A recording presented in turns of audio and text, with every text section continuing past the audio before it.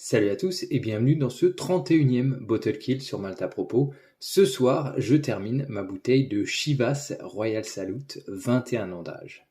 Alors, il s'agit d'un blended Scotch whisky, donc whisky de grain, whisky de Malte, on rappelle quand même, et il s'agit surtout d'une ancienne version de Chivas Royal Salute. Celle-ci a été embouteillée en 2012.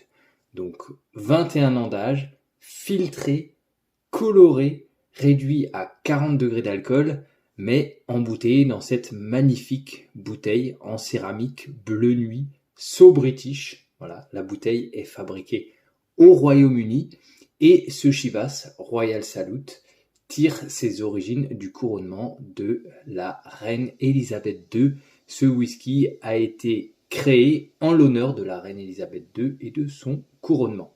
Alors, sa création date de 1953 et son nom, Royal Salute, vient de la tradition de tirer 21 coups de canon lors de nombreuses cérémonies officielles et notamment militaires.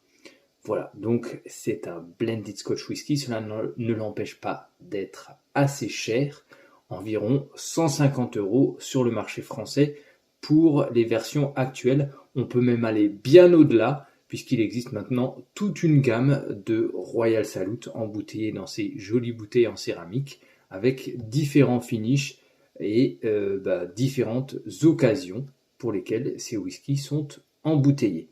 Voilà, donc là on est sur la version classique, j'ai envie de dire, mais classique d'il y a maintenant une douzaine d'années environ.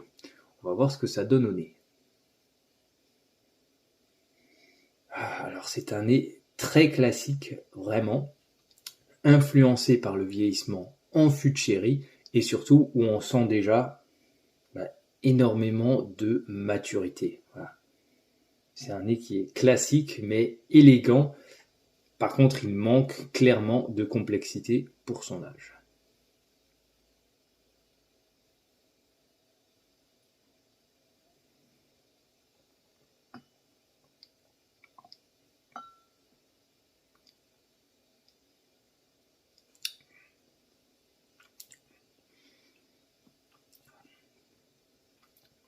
Alors, ce qui marque surtout en bouche, c'est à quel point ce whisky est doux et accessible. Voilà, on a une texture qui, malgré les 40 degrés d'alcool, est soyeuse, douce, et surtout, on a cette bouche qui plaira au plus grand nombre, avec de la vanille, du caramel, une légère amertume due au sherry. Ça manque de contraste, de complexité, mais ça vaut quand même un beau 7 sur 10.